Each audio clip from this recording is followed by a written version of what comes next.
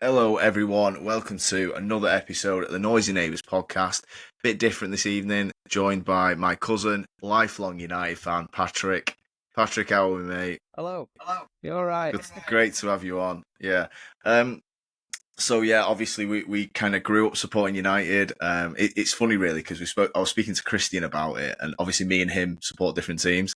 And he came 6 years after us, 7 years after you. Yeah. And I think we all just let him support City, Yeah. thinking like, you just go support City, mate. We're fucking not bothered.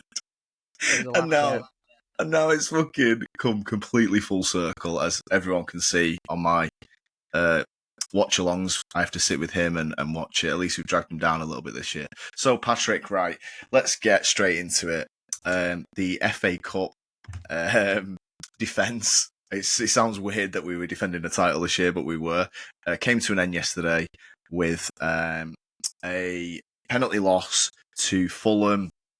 From my perspective, it's actually been gradually getting worse the last few games. What was your takeaways from yesterday?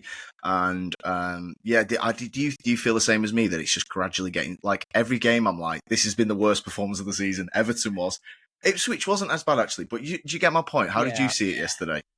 Bizarrely, I knew we were getting beat before a ball was kicked. I just thought back to the Mitrovic sending off, the Silva sending off, and you could just smell it. I just thought, we're going out here. There's only us and City left in it. We're going out. Yeah. So I wasn't shocked. I was more annoyed that we got ourselves back in the game and then blew it. Yeah, and I mean as well, we've been fairly decent with penalties. I mean, if Bayern was maybe in there like he was for the Arsenal shootout. I mean the takers. I mean we'll come to the penalties at a later date. I obviously did the watch along with Christine yesterday. I know you obviously watched it at home and stuff like that. One thing I was speaking to Christine about on the watch along is that we have like really loud gaffs at the minute. It's like one a game. Like the Everton was that Sunday League. They're all missing headers, and then fucking Beto scuffs it in. You had Dorgu and Onana on the other night, and then obviously the red card after that. I actually saw something on Twitter, and it was around just the basic 10-yard passing of this team. And if you actually like focus on it, we turn over the ball with basic 8, 9, 10-yard passes where it's like just a little bit to the right. Did you see Ugarte got a yellow yesterday? It came from a delict 10-yard pass, but it was just to the right. Yeah. The guy nicks it, and we do this continually. Throw-ins, miscontrolling throw-ins. Yeah. I mean, it's just like how, we can talk about systems and we will get to it, but why can they not do the basics? What do you think it is? Because they can't be this shit. I mean, I think some of it is a desperation to play well and forcing it. So in that game, you saw a brilliant move from basically Xerxes on his own. Skins 2, plays it out to Garnacho, and he should score. Yeah. So that's when it's working brilliantly and everyone's on song.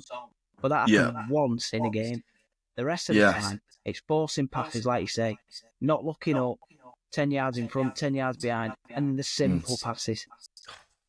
Hollywood all the time from Bruno, we know that. Yeah, look, we'll get to Højlund and stuff like that, because I think there's a deeper issue than just the surface with Højlund, and definitely want to talk to it. But just as well, like you mentioned the Xerxes play to Garnacho. I mean, that was fantastic. That could have been in any era that we've had where Xerxes brings the ball in brilliantly. Like you said, he sits someone down, sends it over the top. Garnacho, I've got to be honest, I thought his first touch was brilliant on that. I actually thought he brought it in superbly. And then he just doesn't convince, does he, in front of goal, Garnacho? I don't feel like he's ever going to score one-on-one. I know he's under pressure, but he seems to It's a limp finish. Yeah, he seems to shoot early or late, or he doesn't like get out. Like he went with his left foot. He could have opened his body. It's like you just said. You said it perfectly. Panicking. And another thing as well, it's the performances at Old Trafford that have been a little bit worse, and that leads to your point of they're stood in the tunnel, shitting it because we're at home. We're going to be shit, and the pressure. And they go to Fulham and won 1-0, didn't they, with a lucky goal? But they were quite calm in the game against Fulham. You've seen it at Anfield, where best performance of the season. Like what? Yeah. But at Old Trafford, they are crumbling, aren't they? You've seen it, all of them, and there's some worse than others. But yeah, man, I just like you said, to get to penalties, and you think, right, well, you might just get through now. Do you know what I mean? Yeah. And And the people who took the pens were the guys you would want to take the pens, really. Well, on the pitch. You didn't want to, on the pitch. Yes, you didn't want no. the young lads to take them because then that would ruin what they'd done in the game. Because I thought Obi was good, and I thought Heaven was really good. I thought Heaven was really good. Yeah. I mean, the game was run out, and those players are tired legs and stuff, but he didn't put a foot wrong in the 10-15 minutes he had. I totally agree with that. I mean, I don't think I got to any sort of positivity yesterday on the YouTube live, but in my head, I was thinking that he did quite well. Yeah. I was the same as you. Christian said, like, it's going to go, when it was going to penalties, it's like, the way the season's gone, you really don't want Obi to go miss. Like, especially because, like, I know Alanga missed one, was it a couple of years ago, but Alanga was always going to leave the club. Like, fair play to him, he's carved out a decent sort of role at Forest for himself. But it's like, Obi, we have hopes for the guy. Yeah. You know what this is. I mean, look at what's Højlund. Look at what's happened to Højlund with the pressure and the performances. You just dread for Obi to start, and you're already seeing it. Arsenal are gunning for the lad as it is. Their fan base, he's absolutely seething. You know what I mean? So, I mean, that's probably a good segue, Patrick, to talk about Obi and obviously Højlund. Højlund, another, again, struggled. He's not scored now since like December. It's just it doesn't look like he's going to score. It looks like he doesn't even. People talk about the service and the chances. To me, it's like he doesn't even want the chances at the moment because he's scared to miss them. The dummy against the Ipswich one where he dummied it. That's the biggest sign you'll ever get. Yeah, when a striker without maybe he got a shout, but I don't think he did. Dummies, I agree. You just know he doesn't want to be there. I mean, you'll remember this better than me. Someone that I've been mentioning to Christine for a while, Diego Forlan. Yeah. Who was turned out to be a very, very good striker. I mean, obviously away from United, but when he came in, he didn't score for ages. Yeah. Højlund had a similar last year, although he did well in the Champions League. He's just had a weird start. I don't even know what you can say about him. He was top scorer at Christmas in the Champions League, which was just like, and we were out. And Europa this season. Yeah. Do you know what I mean? Like, it's just so strange how he's gone through these waves. And somebody put a screenshot of a thumbnail on Twitter, and it was Rasmus Højlund scores for 6th league game in a row. Yeah. And now you're looking at it, like I said to Christian yesterday on the stream, he ain't going to score again. Yeah. Like, obviously tongue in cheek, but you get my point of, like, we're looking at it, and then so Cheeto comes on, and look, I don't think he's a technical monster. Obviously, certainly not at the moment. However, he looks like a striker. You can put it this way: you can see why he's getting his goals in the academy. He's lanky, isn't yeah, and that's the best way I describe him. He is, yeah, he is, and he's got that weird sort of wiry strength to him. Yeah. Again, like quite a strange play because the first chance he got. That's another thing as well. None of his chances, Cheeto yesterday, came from service. They were. He muscled off Bassett. Like you just said, he's like an absolute tank. Their centre half, and Cheeto muscled him off it, and then obviously he probably shanked the finish. He got a bit nervous. The other one was it a short back pass or a bobble through from Xerxes? Opened his body and it caught the end of his boot and didn't get it past Leno. And then the other one was a rebound. So it's the positional awareness that you can see with Obi. And I think he would outscore Højlund unless Højlund can get out of this mental block that he's got at the minute. Because whatever people think of him, and me and Christian can say shit, he's not this bad. Like, he's not.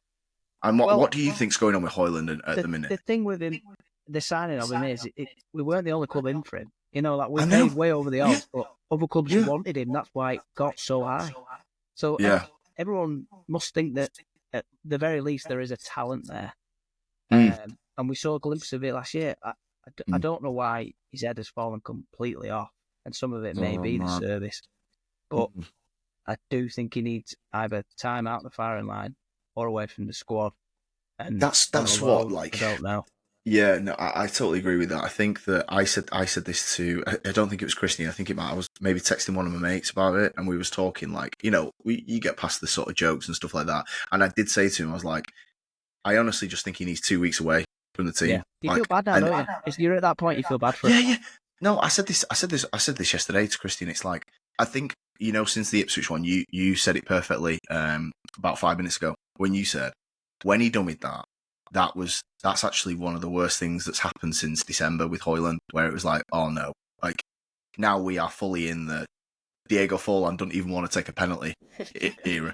Do you know what I mean? It's like, don't pick me. Yeah. Do you know what I mean? And I think, but then it was. I mean, that's the thing where like playing for this club is like certainly at the minute is difficult, and you have to have, even when we were good, you had to have that immense mentality and self belief that so many of our greats had. There's a famous clip of Keane bollocking Ronaldo, who's 19 at the time. The rebound. And he chips or tries to chip the keeper, and Ronaldo scored 10 minutes later in the same game.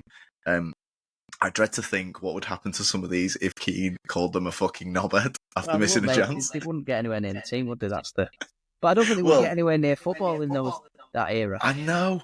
But that's the thing, you look at like obviously the respect, just isolating Ronaldo and Keane, you look at the respect Keane has for Ronaldo. And on the surface, Ronaldo is probably not a player Keane would naturally warm to. He probably didn't, did he? Like, hence some of the bollockings that he probably gave him. But it just shows that obviously the mentality of Ronaldo, not just Ronaldo, this goes all the way back, like even predates the Rooney Ronaldo era, doesn't it? Like Cantona, I mean, one of your favourite players, like Van Nistelrooy, like these players weren't just good at football, and that's what worries me as much as anything with Hoyland is that we're seeing the shirt is heavy at the minute, so heavy on him, and Amorim should just look at this and just go, right, 2 weeks away from the team. Let's be honest to the media. Don't fake an injury and just say he needs to come out of it because he's not going to score. Just 2 weeks. I think some of it could come down to his plans for next year. So he's obviously never going to change the 3-4-3. That's it. That's the way he's going to build his squad, which you may have opinions for or against, but I can understand the for opinions that if I'm going to be left with some of these players because there is no money at the club, then the players I want them to learn the system and they will play this way. Yeah, so almost like Hoyland's not going to be going anywhere, and he's the only fit one who is a 9. Then you're playing, pal. That's it. Yeah, no, I know what you mean, and look, I would always lean towards that.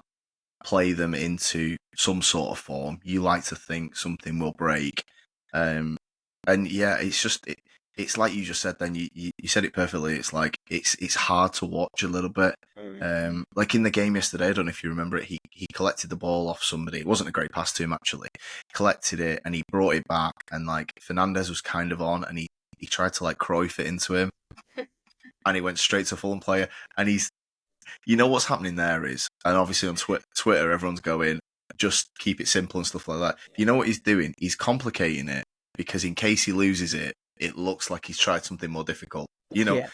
Rather than just a 3-yard layoff, he tried to backheel it because he knew he might lose it. And this is the thing. Like anybody, it's not even just a pro level. Like anybody, like we laugh, don't we, about he doesn't want it at Sunday League. When there's a bouncy ball, and that's all that's in my head at the minute with Hoyland and some of the others as well. Like it's not just Hoyland, definitely not. So you touched on it then with the. Yeah, I mean, with the game yesterday, like you said, I mean, it was just they were shit as well, weren't they? Really Fulham, they didn't really do much. And yeah, the only thing I would say on the takers is that you said it, like they were the 5 all of us would have picked, and then after it, I was like, oh my god, they were the 5 we all would have picked. You know what I mean? Like those 5 names, like it was Dallo, Casemiro, Lindelof, Xerxes were 4 of the 5 takers. And we all would have picked them, like you said. I'm surprised Garnacho didn't. Maybe Amorim didn't want him to. I don't know. I think he's told. Yeah, he's telling him no chance, pal. Bit of protection, probably. Yeah. He goes up and down, doesn't he? He's on the verge of tears 1 week. The next week, he is Ronaldo's second coming. No, you're right, and definitely protect Cheeto from it. God, that would have just really summed our season up, wouldn't it? Cheeto missing a fucking decisive one. I mean, Xerxes, obviously, he went from like hero to zero with he won it in the FA Cup at Arsenal, didn't he? So, you mentioned about 3-4-3. I think it'd be really good to kind of get into that. And obviously, we do speak about United, but this isn't something we've actually spoke about. There's been so much other shit to dissect. We haven't actually spoken about 3-4-3, so I honestly have no idea which way you're going to go with this. Okay. From my perspective, I don't think that the system is the best generally. However, I don't think it's why we're this bad. Yeah. I also think it's concerning that he's stubborn. Where are you with the whole thing? Obviously, it's not a United system. Me and you have grown up on, well, it was 4-4-2 and then 4-3-3, wasn't it? So, where are you with it? How do you feel with the 3-4-3 initially? Well, I think they all lead into each other at all the points, because I would link it back to Ineos and them backing Amorim. So it's a full cultural reset with him in charge. Yeah. If he says it's 3-4-3, it's 3-4-3. Okay, yeah. I see where you're going. I would say you could see that by the signings we made in January. All young. Yeah. All young. So the idea is clearly going to be, we're playing the system for better or for worse. I agree with you that it's not the entire reason we're that bad. There is a drop off in players, even within the season. Mazraoui was probably the best player we had under Ten Hag, and then he's gone into a back five, and suddenly he doesn't know where he is, doesn't know what day it is. It's very difficult for the back 3-5, which it's a back five at the minute because Dalot and Mazraoui, like you said, are defenders. Yeah, I do think it's hardest for them out of everyone in the team, and I feel like that. I mean, as well, just leaning on your point there as well about the cultural reset. Another thing as well is, I don't know if you listen to, I mean, there's so many like interviews post game, but after the Ipswich game, I think Amorim got asked about the resilience and the mentality of the Ipswich game to hold out with 3-2 with 10 men. Yeah. And Amorim said, I wasn't actually that shocked because De Ligt to Maguire they feel absolutely comfortable in a low block, sitting back. So, and then he went, but not so good with space, and that's a very honest assessment. And he's almost saying there, I'm not playing this low block, but I also know we're suffering because of it, and that leads exactly into your point that it's not even just the formation that everyone's fixated on 3-4-3. There's more to it than that, isn't there? With the style of play, we ain't sitting back. I know Maguire, like the Everton goal, when Maguire's trying to push up, but you can feel him like, I am going to get caught out here. Oh, he just really treacle. It's just, I still understand it. It's bizarre watching him. What I would say is, I thought De Ligt yesterday was aggressive on the front foot. I thought he was the best player. Yeah, and I thought Yoro against Ipswich. Yoro getting hooked yesterday was weird. I didn't have comms on. I don't know if was he injured. I don't know. It seems a strange one. I don't think he was injured. I think he was. Yeah, just because he's got the pace to play that way. Anyway, I think 5 subs. I think they just make them for the sake of it now. Where you don't have to be selective, do you? But yeah, so I do think that you are seeing it a little bit. And Maguire is trying, but like you just said, if that ball goes behind him, you can forget it. You know what I mean? And that leads to, it's not just the system that I like. Few of my friends hate it. Basically, they absolutely hate it, and I get the points. And I wouldn't, if it was me, I would not play it. But I do think that it's like you said, it's more than just playing this way. It means more in the bigger picture of it. And I suppose just going from that, what do you see like? Let's just play the long game with Amorim. Do you see success in this system as do you think it's possible? I mean, that's maybe a harsh word, but it's players, just knowing what you... It's going to be players, isn't it? Because the players he has got don't fit or are far too old. Yeah. Because if we got the Casemiro that was at Real Madrid, he'd be perfect. But he's far too old, so that's the end of him. So it's gonna be players. So the recruit. I mean, look, the recruitment's important anyway because we've gaffed so many for a long time, and I'm not even just meaning 3 years. We have gaffs almost 10 years worth of windows, really, barring the odd one that's had a good spell here and there. But yeah, I mean, that's the thing that's like, me and Christian did one of our first pods was about the system and the Conte Chelsea system that won the league with, and that's like one of the main ones that sticks out. I mean, it might be I can't go back pre-90s, but it might be the only 3-4-3 that's won the Prem or the first division. And that was something we stumbled on, wasn't it, with Moses? With Moses and Alonso, two fullbacks that aren't really fullbacks, and they're okay going forward. And another thing as well, they signed Kante that summer, and he had Matic, and that was something that me and Christian looked at, where it was like, okay, well, why was that team so successful? And when I was reading the names, I'm like, right, people talk about, okay, you had Hazard, Costa, and Pedro, and Hazard had when he decided he was like PFA Player of the Season that year, and Costa was the best 9 in the league. But me and Christian were actually talking about the two in centre mid being Kante and Matic, and how ridiculously good they were. Like, and not even just defensive. They could do everything. They could carry it. They could win it. They were athletic. And I'm looking at our team, and I'm like, right, okay, well, Ugarte is a little bit in that ilk, but he's not as good on the ball, and he can't carry it. Yeah, Mainu can't physically do it. He's basically said that. I'm worried about Mainu, if I'm honest. I am. I don't see where he fits. I mean, they've shifted. Well, he's shifted him out of the centre mid because he can't do it, and I know people are going to freak out about this, but this isn't a new thing. What people talk about the two in midfield with the 3-4-3, but when you played 4-2-3-1, if Fernandes is in there, and I've said this to you for ages, and we'll get on to Bruno in a minute, but just on the system with Bruno, if Bruno plays as that 10, you are playing with two in midfield. Every game. You've seen it with Ten Hag last year. Like, we were getting decimated in centre mid, and people talk about, well, Casemiro's legs have fell off. If the only person who did it was Ollie because he had Fred and McTominay, like, and he built a wall and they could cover a lot of ground. Yeah, they were just legs. That was it. Exactly. That's the only successful midfield behind Fernandes we've had ever. Yeah. And this is obviously now Fernandes is in the midfield, so it's a little bit different. But I mean, yeah, what do you think on mate? I mean, is it going to be this left 10 role or nothing then for you? That looks like the only option for him. I think he's clearly a talent. We all watched his breakthrough season and the Euros where he was one of England's best players. Yeah, fantastic he was, yeah.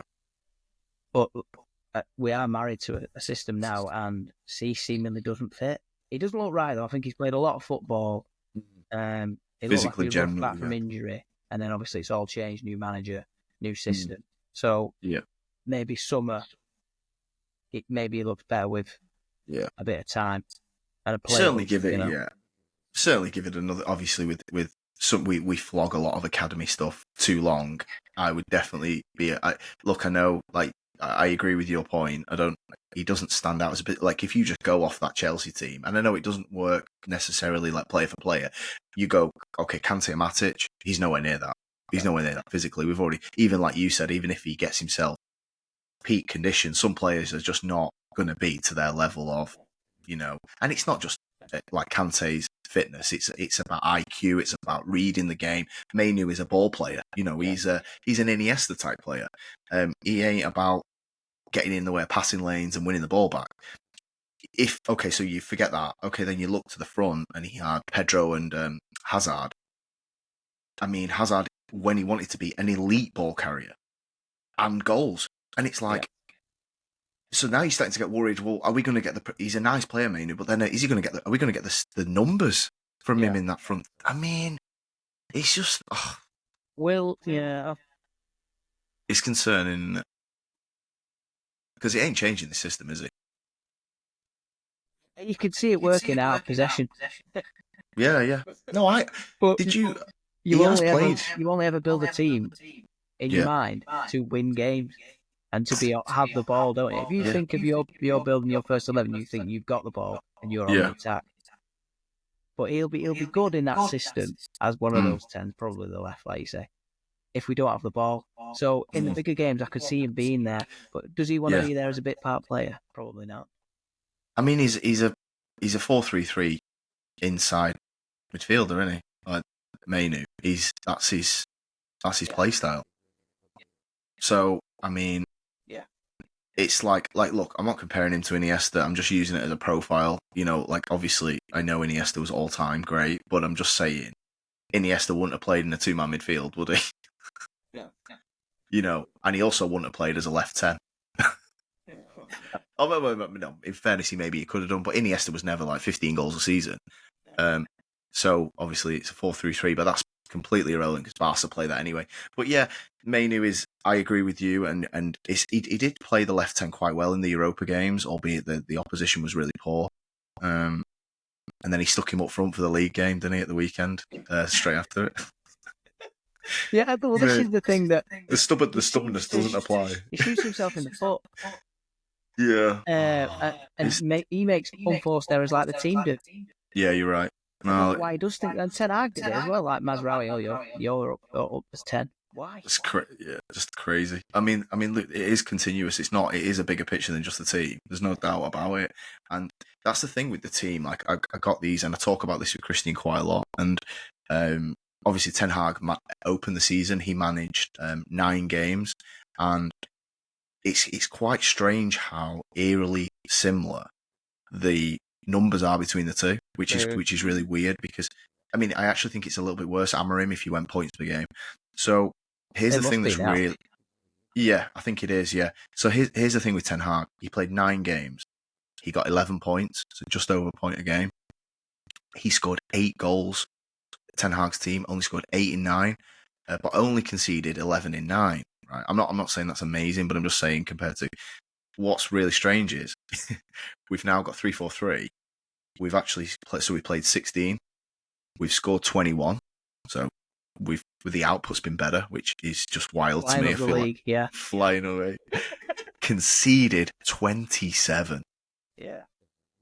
In 60. So you've gone with this 3-4-3 that's meant to be a bit more of a defensive fucking system. The goals are flying in. And I know the goalkeeper's a big issue. I know I get that, but it's just crazy that these players are almost like they weren't very good in a system they know. They're slightly worse in a system they don't know. Would you say that's fair?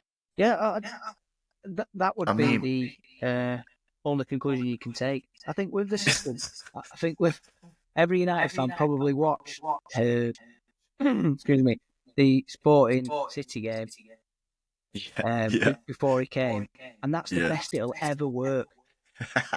Yeah, that's the problem because we all watched that and it was like, oh my god, he's goal the second coming. He's Jose Mark too. He's the best manager that ever existed. Yeah, but that's the best it'll ever work because City were on top for half an hour. Yeah, you're right. Exactly, and you make a good point there because I just mentioned then about the Anfield game and City away, Arsenal away, Fulham away. These are tough away games. He's gone there and won most of them. But exactly to your point, Palace at home, Newcastle at home, Bournemouth at home, we're getting absolutely dicked. It's not just like we're losing a tight one. It's like, what was Bournemouth 3-0, Newcastle 3-0. It's constant. Palace and Brighton is every year. Oh God, I was there on Ten Hag's first game, Brighton. Yeah. And I remember at half time, I cannot believe we're losing to these. We've lost every game since. We can't, like you said, we just cannot stop the bleeding against these fucking teams, man. So yeah, I think I do kind of agree with your takes on that. Just on the squad, right? So we've touched on the mentality of it, and this is kind of linked to the squad building as well. So I just want to talk about the attack particularly because I was having a look at some stats. Like after the weekend, I usually try and pull some stats in and hit Christian with them. So I want to hit you with some stats now. The 15-16 season, okay, you've probably wiped most of that from your memory, except the FA Cup win. Yeah. So Van Gaal was the coach, obviously, and we scored that season 49 goals in the league, 49 in 38. Which is our worst. I think even under Ten Hag where we've struggled, it's been around 58, 57, 59 or whatever. So this season, this is crazy to me. I just not even thinking, not even crunching the numbers, I would say we are going to absolutely blast that record. We're gonna get nowhere near 49. This is how bad that Van Gaal season was. We're actually on a 46 goal pace. Wow, God, better than I thought. Like if you so we've got 33. That's the season Martial came in January, right? Martial was the summer, so like August. Martial. Oh, very end of the window. Sorry. It was Rashford was effectively like a November edition, one because Martial pulled up. Yeah, so it was the Martial Rashford season, and they were 19 and 18, and whatever was left of Rooney. So I think like Martial got like 11 goals, but he was on the left wing and he was like 18, so we were just. Imagine if he weren't there. That's just a bit of a caveat to what I was going to say, but I just found it interesting that we're actually on a 46 goal pace and nobody can score. Who's the top scorer then? Is it? Amex? So Diallo and Bruno, I think, I've got 6 each this season. Right. But I think like De Ligt's got 2, Maguire's got 1. Like a few of the like a guy's got 1. You guys got, we just keep chipping in with. So we've got 33 in 27. What's interesting is looking back at last season, and this is leaning into my bit of an issue with last summer's window, which on the surface seemed good. I think a lot of United, I thought it was quite good anyway. I don't know if you did. Just on paper, I thought it was quite good. So last season we scored 57 goals in the league, which was the 10th best attack. I think we were tied 10th with like Palace. We lost. These are the players that left the club. Martial, albeit he didn't play, but still. Martial, Sancho, Greenwood. Okay, Greenwood didn't really play. And then you can chuck Rashford and Anthony in there. So we've lost like 5 forwards. And Xerxes is the only attacker that got signed. This season we have reduced to 46 goal pace, which I just mentioned, which is 11 goals worse than last year. And really, when you kind of look at it like that, it doesn't seem that surprising. I don't know what I was thinking last summer, because I must admit I left the window thinking, oh, it's quite a good window. What did you think? Like looking, that's the problem with winning. Look, I was there. Winning the FA Cup. I was said to me that I was like, he's got to get another year. You've got to give him another year. I give him a window. Give him what he wants. Yeah, give him De Ligt. Yeah. Let him buy whoever he wants from Ajax. Yeah. All he does. Get Van der Sar. Come on. Yeah. Get Michael Reisinger. But the thing, But the thing is with the, Ten Hag signings, like the previous 2 windows were his. Ineos definitely took over. There's no doubt about that. I know, obviously, De Ligt made sense from an, there's a connection there, like there was with a lot of his other players. But it's like, when you look at it and you think, well, when I was coming into this season, and we all probably thought United were going to be, we definitely think 15th. Where did we think the goals were going to come from? Obviously, Højlund's regressed from 10, so I'm assuming if people thought he was going to get 15... I thought he'd have a better year than he has. We're at about a 12-goal deficit at the minute with Højlund. That is quite a lot, isn't it, actually? I suppose when you think of it like that. And then, how do you work out what you're going to get from Rashford? And now he's left the club. I don't know, what do you think of the attack? Do you think that, looking back, we should have really gone and got more forwards? And then obviously another 2 have left in Jan, haven't they? I know, but I think we can talk about all these things, but the biggest problem is, I know, like we always touch upon it, but there is zero money there, isn't there? That's the biggest issue. That's why they're laying off so many people. There's just zero money, and we've got players there. I had a look today after you said we were doing today's chat at players' contracts. There's players there on big money, and they've still got years left, and they don't play. We're paying players to play at other clubs consistently. This isn't a one-off. This is it seems every single transfer window another one goes, and we're paying for them. So summer, Sancho, paying a bit of his salary to go. I know he's not very good. Mount will go in summer. Mount will be next. People are talking about Højlund. I hope it's short. I mean, they're different. Oh. How long? 11 years. Testimonial. Yeah, and Bruno's played more games in what? I'm guessing you won't. It's a joke. That is insane. I mean, those 2, Mount. Like, honestly, like I really didn't want the Mount signing from a footballing perspective. Imagine what I feel now that he can't even get on the pitch. It's not even... And like you might go, well, why are you bothered? You think he's shit? But it's like, it's just that little grate of me. He was out last night, wasn't he, with all the Chelsea lads. That was nice to see. Yeah, I just refreshed Twitter this morning, see what more shit we've got. And there he is. Him and Jorginho rolling back the years, obviously. Fuck me, man. It's just a joke, innit? But yeah, sure, God. These, you mentioned players like Shaw. I've not even thought about him for fucking months. And we've got loads of them. Yeah. Like you just said. And like there'll be more to come. Like it's going to be more loans coming all the time. Lindelof, he came on. I didn't even thought about him for... He's gone at the end of this year, so that's one. So that's one contract. The ones who are ending this year, Lindelof, Evans, Ericsson. Ericsson's still all right, really. Ericsson was work. It was that bad tackle from Carroll. Yeah. Carroll, that sort of stunted him, but he was on a good run. The rest of his career has been up and down. Yeah. You know what, actually? We were just talking about Fernandes. I actually, you just reminded me then, we had the McFred era, and I said that's the only time we actually got a solid midfield with Bruno in there. The Ericsson Casemiro stretch till the Carroll tackle was very solid. Yeah. Wasn't it? I mean, that's what I've forgotten, how good Casemiro was that first season. He was absolutely immense. He scored more goals in one season for us than he had in about 5 years for Madrid. It was incredible. God, a goal threat? Yeah. Fucking hell. Maybe we should play him up there now. We're robbed to a Carabao Cup, so you can't complain.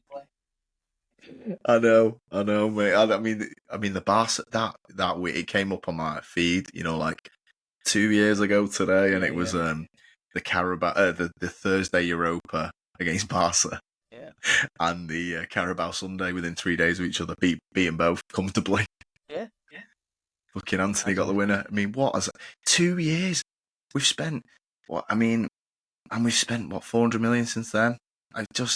How do we do it? But that's the thing, that we keep replacing players that aren't good enough, and me and you will agree on everyone that's gone. Like I know I probably like Martial more than the normal person, but I knew it was time was up. I wanted him to go 2 years ago. Yeah. My mates take the piss out of me, and I do have a little bit of an affection for the guy. But when he went to Sevilla, I was like, that's it now. Do not be coming back. We're not going again.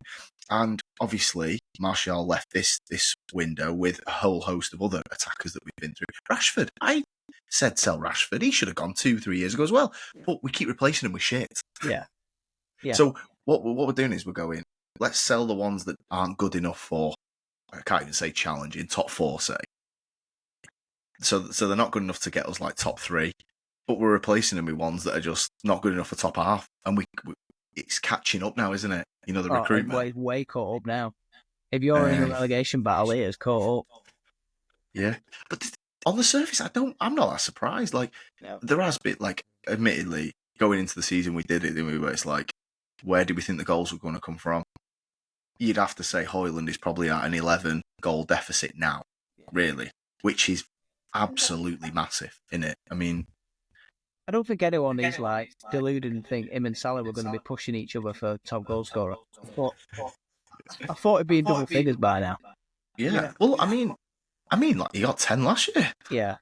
In the league, and then, like you said, he bloody Champions League top scorer at Christmas. I mean, that's the thing. It is just tough to watch at the minute with him, and but the bodies have gone now. We're down to. It's not even like me sat there whinging about Xerxes, Højlund, and Garnacho. It's like we haven't even got bodies. Like, we've not even got like anybody to come on. Like, you look at it, Xerxes playing every minute now. It says it all. Like, he went 120 yesterday. Couldn't fucking make a pass for the first hour. He'll be doing 90 on Thursday. First name on the team sheet, mate. Well, I've pulled up the full squad, and then obviously you can break it up into positions. So, attackers, all we have is Garnacho, Diallo, Højlund, Xerxes. That is it. Yeah. And Diallo's injured. So they only play a system that they all have to play. Or one of your midfielders is playing up there. Yeah, Ericsson. Yeah. Get Ericsson off the back of cardiac arrest. He's a guy, and every time he subs him, I think, he's just starting to play well. But otherwise, he'll be dead. Yeah. That's the thing. I mean, that's the mad thing. Ericsson did die. How many kilometres he does. 3 years later, Ericsson's playing a left 10 in a 3-4-3. I mean, like, fucking hell, I died 3 years ago. What are you expecting from me? Still won more trophies than Harry Kane. And he's dead. Oh, God, yeah.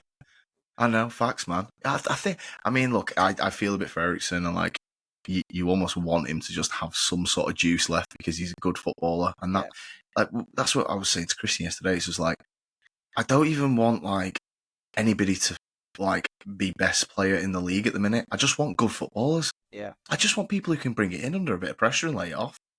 I saw yesterday, throw in to Xerxes, and it goes under his foot. I'm fucking like...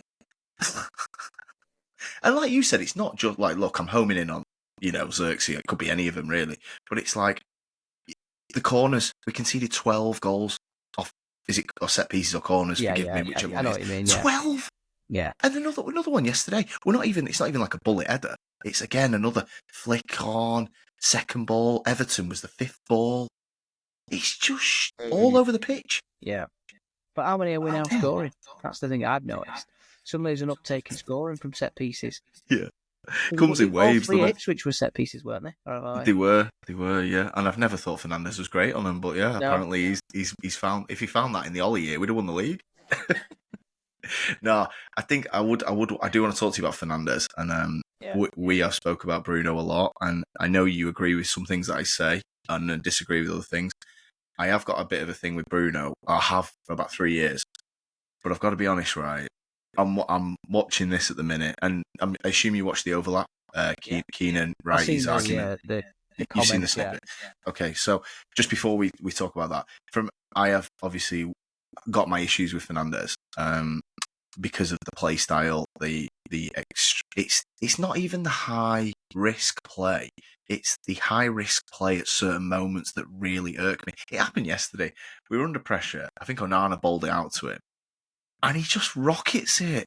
Like we'd not had the ball for 5 minutes, and we were under it, and it's like, oh, quick counter, and it's like he cannot switch that urge off to just rocket it. But what I do want to say to you is, and I know I've whinged about him to you a lot in the last 3 years, I am scared to sell him at the minute. And this is coming from someone, you know what I've said things to you about Bruno. Yeah.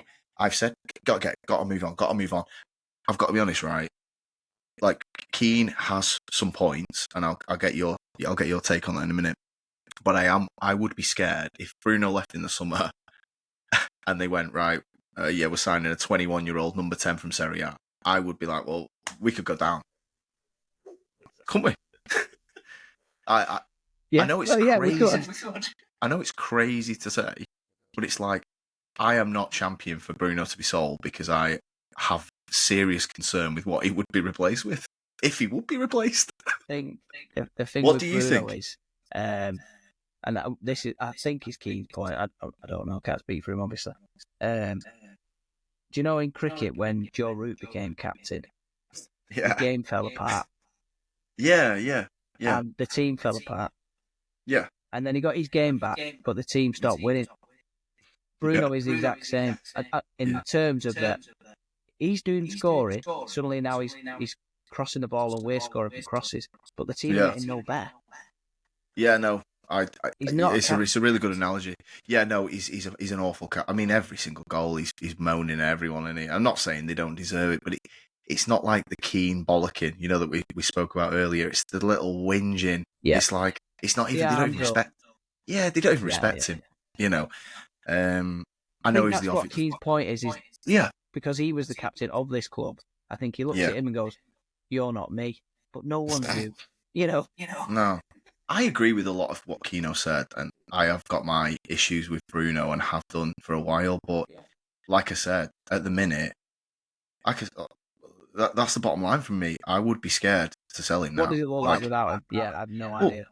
Exactly, because even when he plays awful, he was awful at Everton. He was fucking. But then Bosch, a goal goes in, and you think he'll fucking win it for us. Yesterday. Yeah. Great. I mean, absolutely great finish. It's exactly. I mean, I do get that there's a lot of people on Twitter who just go, "Oh, he's one of the main problems." and I'm not saying that he isn't an issue of some point, but you're talking about he's an issue in the sort of like winning the league. Yeah. I'm talking about, okay, I agree, but would you not be absolutely terrified going into the next season without him? Yeah. Like, no, you're right. If we get 2 years down the line and we're still relying on him pulling out 25-yarders, then it's for the club. You know, it's Leeds United. It's Leeds United. That's where it's going. You're right. Yeah. I know like people are laughing about it. It's a good job. Let's just hypothetically say Ipswich are not the team in third from bottom, right? Say it's a. Did West Ham go down on 40 points back in 15 years ago or something? Somebody's gone down on 40. No, it was the Sheffield United one, wasn't it? Yeah, sorry, West Ham played Tevez and he scored against us. Yeah, right. That season, I'm telling you now, if this United team felt it, I know they've got a cushion now, haven't they? I would be, if it got to say 6 points of pressure, this United team would. I mean, we've just been speaking about it. They would absolutely fold. They're folding in these Old Trafford games with no pressure. Yeah. Sorry, when I say no pressure, I mean like sort of league table wise. You know, we're not going for anything pressure. No, exactly. It's just the match over, day. Isn't it? The season, it's all on Thursday. Yeah. Well, I mean, yeah, I suppose, yeah, for Europa League, I mean, what do you feel about that, Patrick? Have you got any hope for that? I know it's probably... Well, bizarrely, we've been all right, haven't we? Yeah, we have been good in that, to be fair. Like, I mean, I've always thought it's a cup system. Always thought it was. I know Conte has used it over a 38-game season, but I've always, I mean, Southgate's utilised it well. For whatever people say about Southgate, maybe it was more 5-3-2, whatever. Anyway, you know what I mean. It's the 3-5 at the back. Southgate has used it in nearly every single tournament and got to the final twice. Yeah. It would be a bit of shithousery. Like you just said, I'm just a bit sad that there's just nobody that can score. Like, just generally. Do you think? I think it'll be the same team on Thursday, but I think we'll see the sub of Robbie early again, 67, 70. Yeah. I think he showed enough in that game that put himself about here. No, I mean, like we spoke about it, like the service didn't get magically better. No. I agree, the service is shit. I said to you, I think I'm not saying that people are making this up with Højlund. The service is fucking awful. Yeah. I know it is. I've watched Dalot for 5 years. He can't cross. I know he can't cross. And Mazraoui's not really an offensive. He's basically Wan-Bissaka. So, we just swap 1A for 1B really there. Yeah. So they're our wingers in this system. You know what I mean? And someone said to me a really good point about Dalot and Bruno and their dips in form. Yeah. The amount of games they've played on the spin. Dalot's 101 games on the spin, I think. Yeah. Well, no, you make a great point there with that because it was more around a little bit of like, fair enough. Yeah. It's more on United's mismanagement of squads that you're playing 100 games. I mean, Dalot, I think I saw that, the 100 games stat. He's absolutely insane. 800 games in 18 months for Dalot. I mean... How old is he? I mean, it's a good job he's stupid because he probably realised how fucked he is. He's only 25. Yeah, he'll be well, we'll finish him off, won't we? He'll make 28. Yeah, he'll be packing the muscle on no time at all, whatever they decide to do. But yeah, just on the Bruno, just to sort of piggyback on the back of what you just said there. The end of last season, obviously we won the FA Cup somehow. If you remember, Bruno actually missed a couple of league games. He missed the Palace massacre 4-0. Yeah. He missed another couple, and then obviously we had a couple of dead rubbers, didn't we? At Brighton away. I think we actually won that. And that game, yeah. And then, well, you see what happened. He was like one of the best players on the pitch in the final against City, and obviously an assist that was basically worth the goal. Yeah. And I said to one of my mates about that. I was like, this playing every single game. I wonder if we've just not protected him to the point of it suffered his performance. And you mentioned the captaincy as well. There's definitely something in that. Yeah, I think all players suffer from burnout at some point, and some players will play every game and then they burn out at 28, like Rooney did. 30, he just wasn't the same player. No, And other players manage the minutes better. But if your club is like United, where we're just absolute disarray, even if we tried to manage, let's say, take Dello, for example, right, we're going to manage your minutes. Who comes in? Who comes in? This is it. It's bodies. It's not even talent, is it, at this point? No. It's, you know, like when Ollie came in and it's like he had a squad to choose from. It's like, oh, McTominay or Matic, or Lingard or Pogba, or Herrera, or, you know, we had these, like you just said, we're already using two 17-year-olds yesterday. Yeah. Go through the defence. Euro, Martinez, injured. De Ligt, Maguire, played. Lindelof played. Evans, he's 38. Yeah. Heaven, he played. Shaw, injured. Dallo, played. Mazraoui, played. Dorgu, banned. That's all of them. Dorgu, yeah. They're all playing. They're playing. They're somehow all playing every minute. Maybe that's why everyone's pissed off with the system. With 8 defenders, it feels like all 8 of them are playing 90. Yeah. And fucking Xerxes, he went off crying in December. Now he's like indispensable. Goes off crying today. Yesterday. He did actually rank pens though, them 2 that missed. Fucking hell. Lindelof was the most I'm going to miss walk-up I've ever seen. Yeah.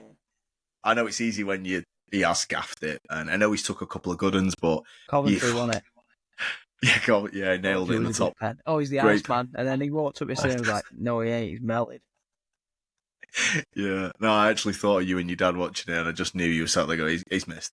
Oh, yeah. We all knew it, didn't we? He wasn't like, no chance. Everyone had the exact same conversation. I could just see him in that dress, in that picture that went around Twitter and went, he's missed. Yeah, the timing of that was absolutely shocking. He needs better PR at the very least.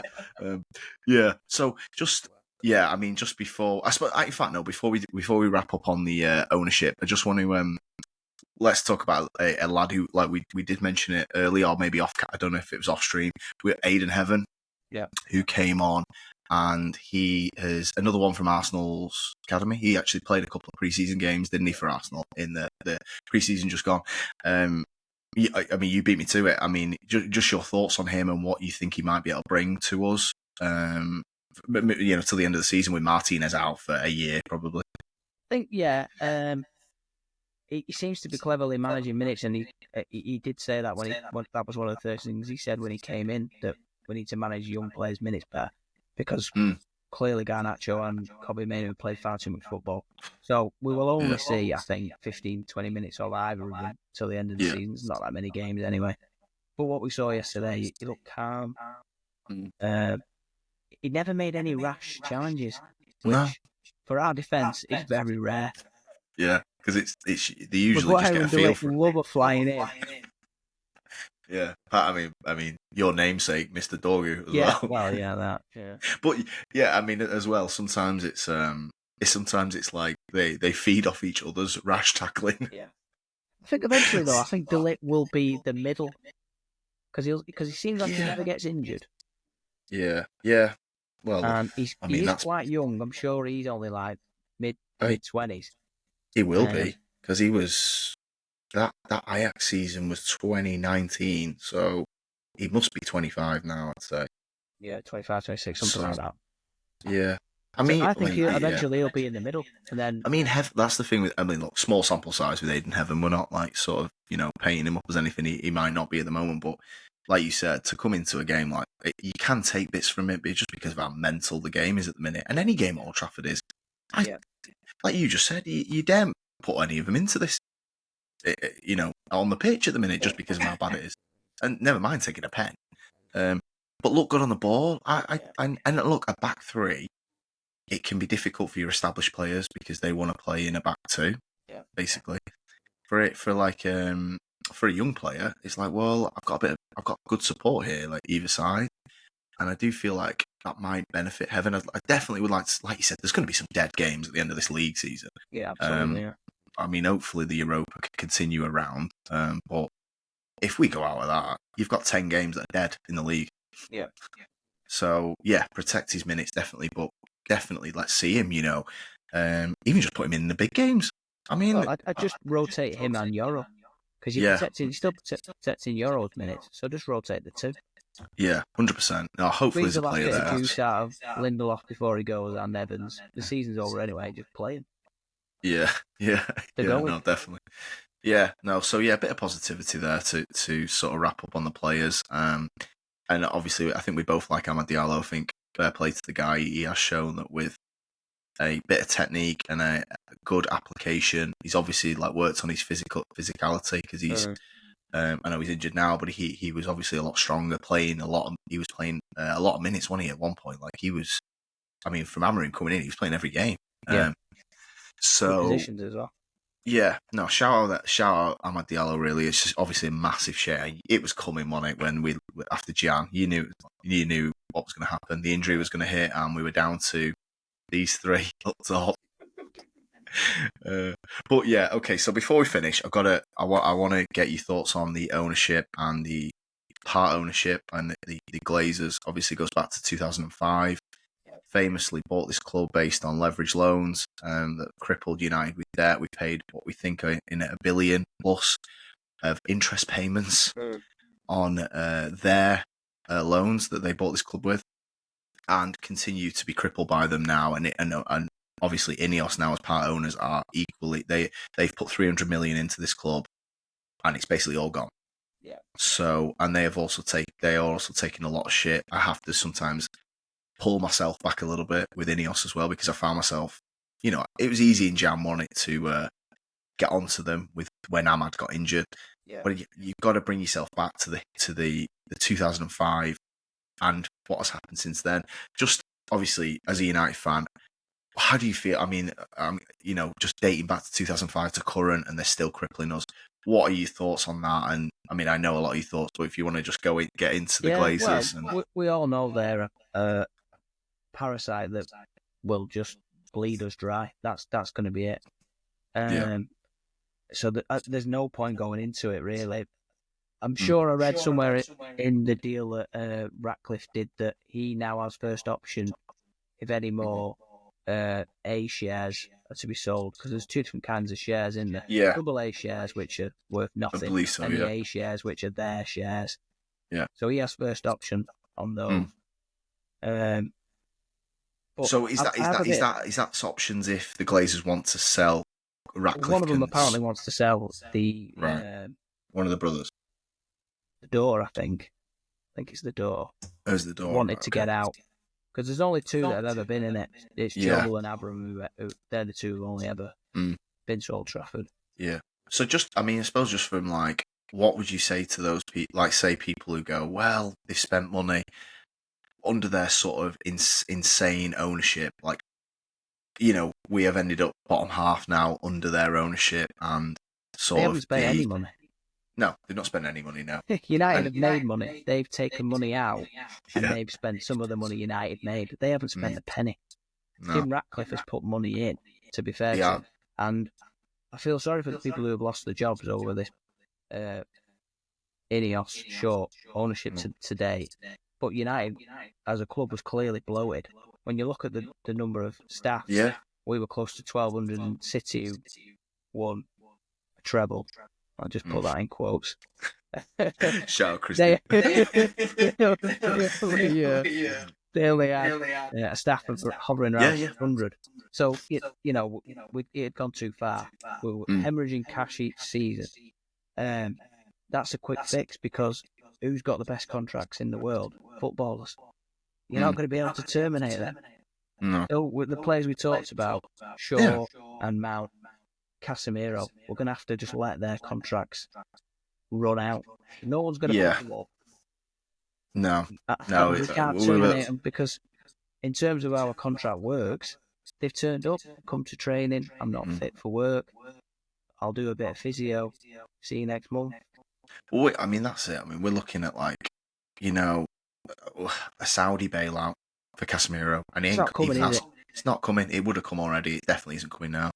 And yeah, I mean that's the thing. You touched on it there with the staff and people. They are missing at the point a little bit, and I've got massive sympathy that these people have been took on by this club and are being laid off by this club, and Ineos have been the face of this. But you can't make players redundant, as tempting as it is. you can't do it. We won't do it. I'll put one manager. yeah, exactly. Yeah, but that's the thing, isn't it? You look at, like, say, I probably read the same article as you. It might have been an Athletic, or it was maybe something just on Twitter. I can't remember. Yeah. And it was about the comparison with other clubs and Arsenal, and the number of employees they have. I feel sorry for these people. It's not their fault. There was a job ad. Prefacing it with that, because of course, people, probably local people, who are going to lose their jobs for no fault of their own. Yeah, I mean, and that's the thing. I'm not saying anybody should lose their job. You're trying to put it in context of Ineos are looking at it like from a business perspective here, and the finances is absolutely shot. I've got this theory just in my own head, really, and I spoke to Christine about it a little bit with the Glazers particularly, and I know there's been rumours that three want to sell and 2 don't, whatever it is now. I don't know where we're at with that, but going into the Ratcliffe takeover, say, it's like over 12 months ago now, isn't it? I, at the time, felt like, it almost felt like there was, oh, thank God they've sold a bit of the club. They finally caved a little bit. You know, I actually feel, I don't know what you think about this, I honestly think that the club was going into potential of administration. Probably, and they have gone out to market to keep 300 million has gone. Yeah. So that tells me. So let's exactly. Anthony and Casemiro on a credit card, still not paid. That tells me that it caught up with them with the pressure that the fans were going. We lost those 2 games under Ten Hag. You've not backed him. There you go, 200 million credit. And now, exactly 2 years later, anybody with a credit card, even personal, like me and you and anybody else that's got a credit card, the initial bit is okay. And then a year later, fuck, right now, I'm still paying this off. You know what I mean? You didn't get nowhere with it. At work. Exactly. You know what I mean? And I honestly think, what do you think about that? Like them going out to market? Do you think that's linked to they thought, this club's going down the shitter? Well, I think they limped along for a few seasons with the spectre of the Super League, because they were all purportedly going to make a massive wedge, weren't they? Yeah. And they broke away. And as soon as that fell apart, we were out to tender then. And it was like, we're opening to investors. Good point. Because they were never putting any of their own money in. No. So once that fell apart and they saw the fan protests, it was like, well, there's no money coming from us, so someone else is going to have to bail them out, or it's going under. Simple as that. Well, that's it. Where would that 300 million have come from? You just nailed it. Super League that didn't materialise. It's a really good point, but let's hope we can get rid of them. I feel a bit for Ineos at the minute. They are obviously facing the music a lot, and I have said, God, it's a joke, but we've got to remember the bigger evil at this club, and that is it's not gone away yet. It's not going to go away, even if they are the magician under the stage on a shit trick, and Ineos are facing the criticism from the crowd. It's not. You've got to stay focused on the biggest, like you just said. This dates back predates Ineos. Miles, it predates Ineos by about 24 years. Yeah. What I would say is the model as well, and then this pains me as a United fan to say. The model is Liverpool. Yeah. So the Boston Reds, I can't remember what the Fenway Sports Group, is it? Fenway, they took over in, I think it was 2011. And then they got Klopp in 15. And when did they get Michael Edwards? And Michael Edwards might have been 2011 or 12. Oh, yeah, he dates back a bit. It took a lot of time to turf out those players, rotate your squad, get those signings. They didn't make massive signings, Van Dijk aside. Every other player still was a gamble of some sort, including Salah. He was, didn't want Salah. No, he was a flop in England, and people thought, don't touch him. So United, as a playing staff, we're going to have to go through some serious pain, and I do believe this is the start. It is. Yeah, that's it. Like we keep saying, it can't get any worse, and if it does get worse, it's Leeds United. Yeah. Like we are literally to the brink of it can't get worse now, like financially. I'm not saying, tongue in cheek. I'm saying like literally it can't get worse. Yeah. You make a good point. Just I hate to do it to you, but coming into the season, I'm guessing you didn't have Liverpool as winners. What? Yeah, I mean, is it just a case of of drop off? Surely, I know even Liverpool fans must have thought there's going to be a drop off here. I thought they'd make top four. I don't even think Carragher said they'd win it, did he? I think he said City would win it again. But yeah, I mean, I don't even know how you grade Salah as a player. He's not the efficiency of him in the final third. I don't know. Like I said, me and Christian said it. I don't even know how you even talk about Salah. It's just every time he gets in the final third, it's a goal or assist. Yeah, but it's not in the way of Messi or Ronaldo. It's in a weird, robotic way. You know, like it's like he doesn't. You know, like say if you think of say a Messi assist from the right hand side, cuts in, plays that amazing inside pass to Neymar, say. Salah's is like, I'll hold Gvardiol off and a bit of a tussle, and I'll just touch a nice little layoff to Szoboszlai and he bags. Yeah. I'm not taking anything away from him, by the way. Like, assist is an assist. I'm just saying the aesthetics aren't like Ballon d'Or, in my opinion, but the numbers are. What can you say, mate? Is he going to win the Ballon d'Or? If they're in the Champions League, how can you deny him? Well, do you think they're going to? I mean, what do you think of the Champions League? Do you think they're going to win it? I know this is worst season of all time here, but we're talking about, but because me and Christian, Real Madrid, you're always your fail safe as a United fan. Hate them, but just them then. Just one more year, win it again. Bayern. It was like that with Chelsea when it was Liverpool and City. He was like, "Come on, Chelsea, just one more year. Give us another year." Yeah, put it off. Yeah. So, well, we've got that to look forward to, yeah. We've got 10 dead league games and the Liverpool ramps. Yeah. Yeah, I know. We'll have to try and get you on the watch along. It's already going to start like this, probably. We've not even seen the team sheet. But yeah, well, thanks a lot, Patrick. We've gone over a little bit, but thanks for jumping on. I appreciate it. Definitely do it again. Definitely get you on a watch along. Yeah, thanks everyone. Catch you on the next one.